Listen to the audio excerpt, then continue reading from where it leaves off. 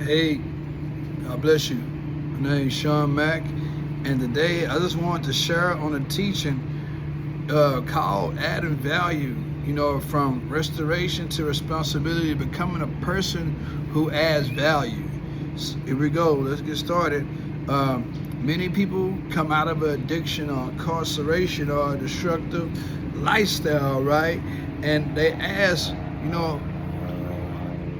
what's going to happen when I get home? Who am I going to be when I get home? But the most important question is, who am I becoming, right? See, God's not just interested in you changing, your location. He's interested in a transformation of your character. And you've been saved in a transformation of your character. You see, a change of address doesn't guarantee a lifestyle change, a life change. A changed heart produce a changed life, okay? See, whether you in a rehab program, or you in a discipleship home, or in prison, preparing to re-enter society, God is calling you to become a man or a woman who adds value to others through faithfulness, through responsibility, through integrity, through service. Point number one, God restores people for a purpose. You see, many people in Scripture failed, and sinned, and had and made, mistakes and problems, made terrible decisions. See, yet God restored them and used them. Like, here's some examples in the Bible. Like, consider Moses. He was a fugitive for murder, and God used him to set the nation of Israel free. One of the first pastors, David, he committed a serious sin, adultery, murder.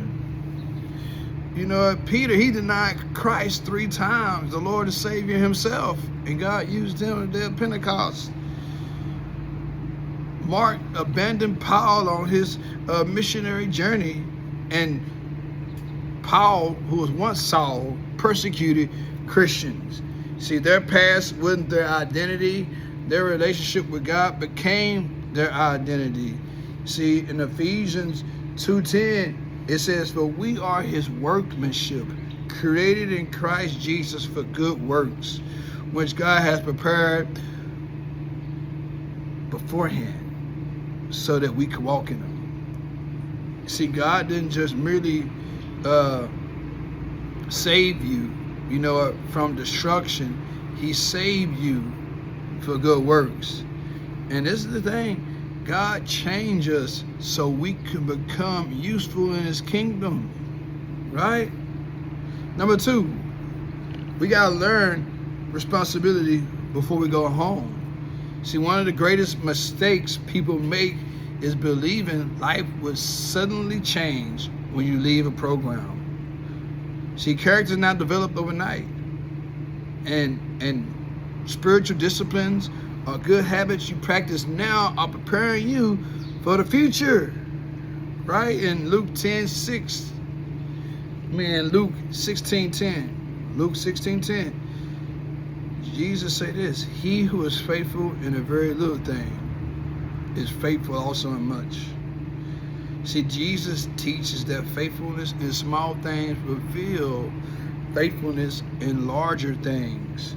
See, if a person cannot manage their time, manage their attitudes, manage their responsibilities, manage their commitments, they will struggle with greater opportunities later. You see, this is the thing. Freedom in Christ involves accepting responsibility for your choices instead of blaming circumstances, other people, or your past. See, we can be in prison to our past. We can be in prison because we don't want to be responsible and blame others for the reason of your bondage. See, freedom grows when responsibility grows. Number 3, consistency builds trust. Many people want trust restored immediately. Like, how many of us broken trust with loved ones, with close ones, with spouses, with children and parents, companies, CEOs, employers, neighbors, right? They want to immediately restore quick, right? Trust rarely comes back through promises, but trust returns through consistency, right? That's if they open up their heart toward you, right? But in Proverbs chapter 20, verse 6, it says this: many a man proclaims his own loyalty, but who can find a trustworthy man? You see, the world is full of people making promises, right? God is looking for faithful people, right? Your family may not immediately trust your words, right? But they can learn to trust your consistency, right? So that means we need to show up. That means we need to do what we say. That means we need to follow through. That means we need to be honest. That means we need to live differently day after day. See, this is how trust is rebuilt. Okay? Number 4, work as a representative of Christ. You see, some people think work is simply about making money. But biblically, work is worship. You see in Colossians 3, verse 23, it says, whatever you do, do your work wholeheartedly, as for the Lord rather than for men. Right? Notice Paul didn't say work hard when people are watching. He says he works for the Lord. Right? A believer should be, the most dependable worker. A believer should be the most teachable worker. A believer should be the most honest worker. A believer should be the most respectful person, right? When employees see integrity on your family, right? Because they know if you're real or fake. They see the fruit of God working in your life, right? And I want to go back to trust for a minute. I know I'm going backwards, I'm digressing. But trust takes time to build. But the thing is this, you can lose it in an instance, And we don't like that gap in between trust. It's suspicion. We don't like the gap, and that gap is rejection, distrust, is you've been proven, right? Like I said, they gotta take the time to see. They gotta just see consistent. Well, hey, this person's been showing up. You know what I mean? They may not be just looking at you directly every time you clocked in, but you know what? Your cycle, your consistency of show, and you showing up in your faithfulness. That's one of the fruits of the Spirit, and it can happen while you yield to God, right? I thought I'd say that.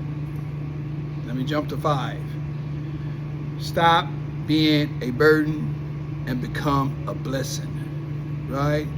See, there comes a point in maturity where a person stops asking, what can anyone do for me? And we begin asking, how can I serve others? In other words, you gotta be an outlet for Christ. Like somehow or another, Christ gotta flow through you. You want to, and in that said, you're serving God and you're serving someone, right? And this is the thing. We can be still. What the Bible say? He that refresheth may himself be refreshing, right? In Philippians 2, verses 3 through 4, it says that do nothing from selfishness or empty conceit, but with humility consider one another more important than yourselves, right? You see, looking at my nose, Jesus himself came serving rather than demanding to be served, right? See, adding value means helping without being asked, encouraging others, taking initiative, and looking for ways to contribute. Now, if they shoot you down, that's another thing. But at least your heart is leaning in that direction. At least you trying to help, right? Open your mouth. Say the thought that's in your heart, and that's in your heart and in your mind, right? See, this is a servant. This is a servant lead. This is servant leadership. John Bevere often teaches that true greatness in the kingdom of God is measured by service, not status. We can hold on to our status, but that's in the past. What about currently? What about now? What are you doing today? Jesus said, "What have you done for me lately?" Nah. Number 6. Guard against old mindset. Be on guard against old mindsets. See, many people leave addiction or incarceration physically, but they remain trapped mentally.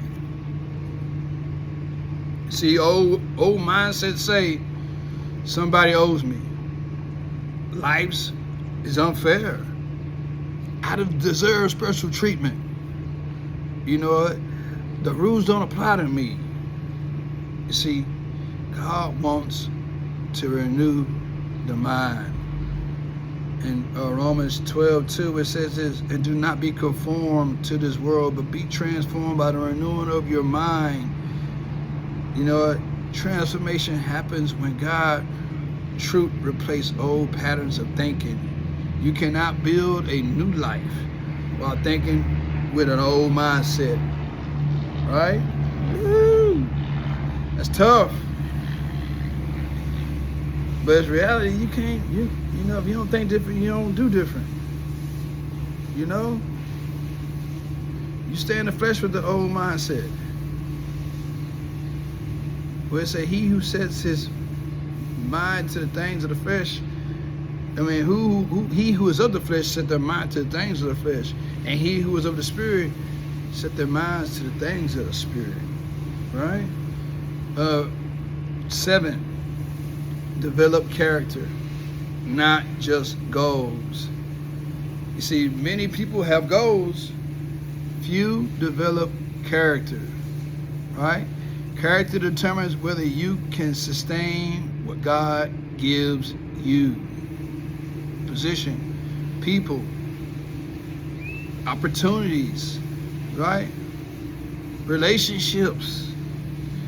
You see, in Proverbs 22:1, your sobriety, your relationship with God, the anointing that's on your life, right? You see, a good name is to be more desired than great wealth. See, your reputation matters. In the world, it say your reputation can precede you. Your reputation can precede you, be it you evil, be it you good, right? Debo, they'll put in hiding away chains but if you're good, they're gonna roll out that carpet for you. If you're good, people won't be in hiding, right? See, people should know you as someone who is honest, humble, respectful, dependable, and teachable, right?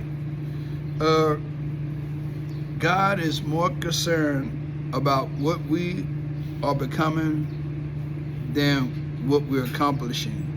See, God builds character before He expands our influence.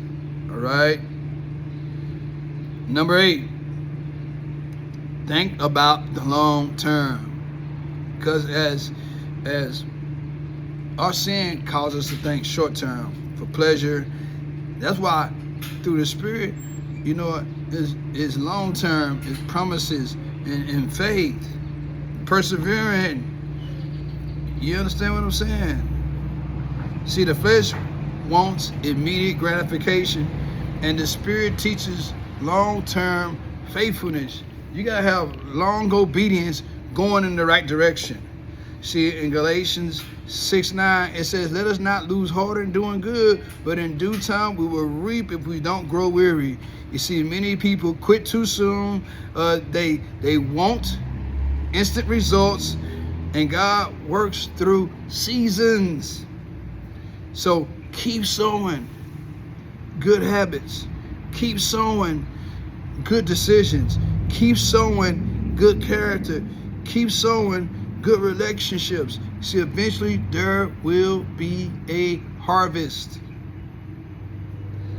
Whew, God promised that. Amen. And number 9, become an example. See, many people are watching. Family members are watching. Friends are watching. The future disciples are watching. Right? 1 Timothy 4:12, it says, show yourself an example of those who believe. You see, your life may become a testimony that helps another person escape addiction, incarceration, hopelessness, or despair. Right? God can use your restoration to bring restoration to others. See, here's my conclusion. Your goal should be faithfulness. Your goals should not simply be, employment. Your goals should be usefulness. Your goals should be not just simply surviving. Your goals should be adding value to God's kingdom and to everyone around you. See, God is preparing you now. Every responsibility, every lesson, every challenge, every act of obedience is shaping you into someone who can be trusted with more. The question is not merely, when do I get home? The deeper question is, who am I becoming before I get there? Because this is the thing. God guides you. Your character will determine what you do when you arrive. If this video bless you, please like, subscribe, and share. God bless you.